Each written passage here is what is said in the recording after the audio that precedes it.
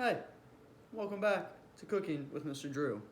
Today, we are going to be making French toast. Now, we've done it in the classroom with a griddle, but today, we're going to show you how to do it at home on a stove with just a pan, all right? There's a few things you're going to need, though. First, we're going to need an egg. We're going to need some cinnamon, milk, doesn't matter what type. I've got 2%, got it at UDF. Doesn't really matter what type of milk you have. And your bread. Those are going to be the main ingredients. Some of the tools we're going to be using though is a mixing bowl, measuring cup. I'm going to use a fork to mix all the ingredients together. Or I guess you can say the batter, if you will. And then you're going to need a skillet,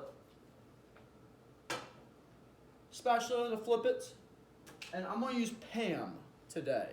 Now, you can use butter on the skillet, but the main reason we're going to use Pam or butter on top of the skillet is so that the bread does not stick. Get down. So the bread does not stick to it, and it's easy to flip, all right? Now, if you have a non-stick pan, that'd be even better, but unfortunately, Mr. Drew does not have that, all right? First thing we need to do, though, take your egg. Crack it. We went over this last week, remember? Crack it. Right on the countertop, just flat. All right, boom. Plop it right on in. Next, we're going to take 1/4 of a cup of milk. Now, I'm going to make this mixture, this batter, what we're going to dip the bread into. This is going to be made for 4 slices of bread. Now, if you want 8, 16, however many you want, you just keep adding a little bit more, okay? Or you can just keep making fresh. You can do this and make fresh batter each time. But because there's just me in here today, I'm not gonna eat more than 4, so I'm just gonna make 4 slices of French toast. There we go, put our milk in there. And make sure you're doing this around the sink, so you can just throw everything right into the sink, and that's kind of helping you pick up later as well, because we don't want to leave a mess around. Now, the recipe I looked up calls for 1/4 of a teaspoon of cinnamon. All right, now, you can obviously add more if you would like, or you can add even a little less. Some people even throw a little sugar in theirs, too. You can do that, but just 1/4, just a little bit. You don't need a lot. Like I said, though, if you're planning to make more than 4 slices of bread, you might as well throw a little more in there, all right? Save you some time as well.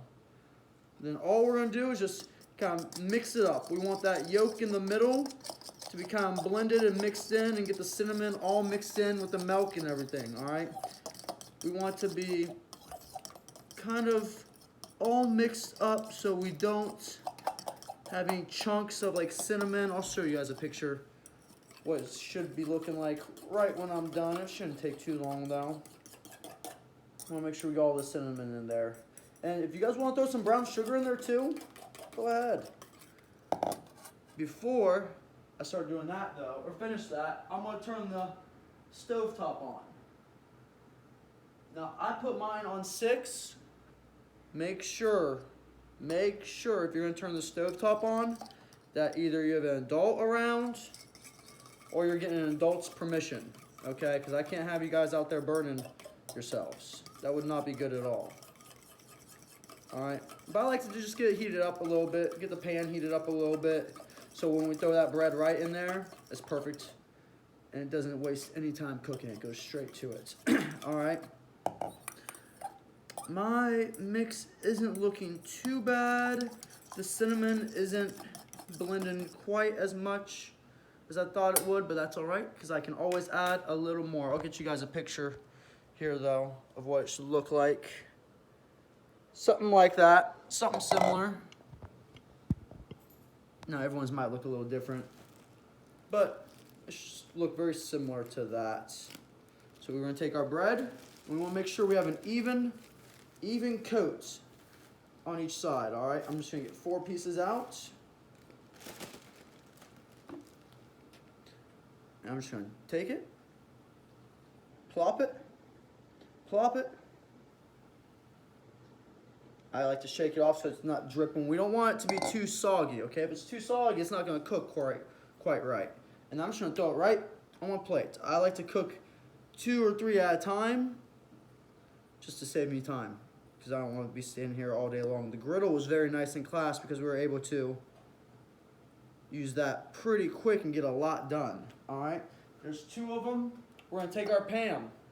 Make sure we take the pan off of the stove before we spray it. Just like that. Or you can use butter on it and just mix it all around. But we got that on there.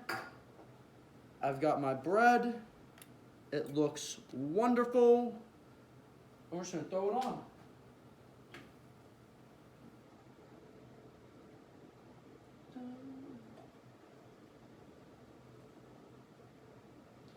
Now some of your guys' pans are gonna be a little smaller, so you have to probably do 1 piece at a time. That's all right. That's all right. It'll just take a little longer is all. Won't be bad. We're wanting to look. Bring you over to the stove top. It's gonna look just like that when you put it in there. All right. My one bread kind of flipped a little bit, so you can just move it around. Not a big deal at all. Move it around, but we want them to be a nice light brown on each side. All right. Now, if you can obviously have it a little darker, but I prefer it to be a little light brown, almost like a caramel on each side. And honestly, it shouldn't take very long at all. Now, the really cool thing about French toast is you can add almost any fruit with it. You can add strawberries, blueberries, any type of berry you can add with it, all right? You can even, if you really wanted to add peaches, go ahead, peaches, apples, all that. You can add all that on the top. You can throw whipped cream. You can do powdered sugar. A lot of people like powdered sugar and syrup on their French toast. Mr. Drew doesn't have any powdered sugar, but he does have syrup. So he'll be adding some of his syrup at the end. But you guys add whatever you want. You know, that's the beauty of French toast. You can make it however you would like. So let's check them out real quick. Let's see how they're looking. Oh. That's not looking too bad. The one's not looking too bad at all. Oh, I can smell that cinnamon. It's perfect. It is perfect. Now, while those 2 are getting done, I'm going to probably add 1 more. I'm probably just going to add, yep, just 1 more. But look, I ran out of some cinnamon in here. I ran out of cinnamon in my my mix, my little batter, if you will.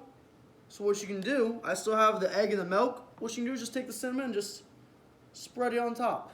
All right, just spread it on each side, just like that. Just lightly, gently over top of it, not too much, and you get a nice little coat, just like that. It's gonna really help that flavor sink in and give your French toast a very nice flavor. I'm gonna find me another plate because Mr. Drew ran out of plates. And it looks like these ones are almost done. They're pretty close. Now, when you're mixing the cinnamon, make sure you're really swirling it around so it gets all in there and you're doing all that kind of consistently, or you're gonna get cinnamon at the top, all the other stuff at the bottom, and one piece of bread is gonna have a lot of cinnamon on it and the others won't have as much. You can also just add the cinnamon at the end. It's not a big deal. But you'll see, mine has a lot of cinnamon on one.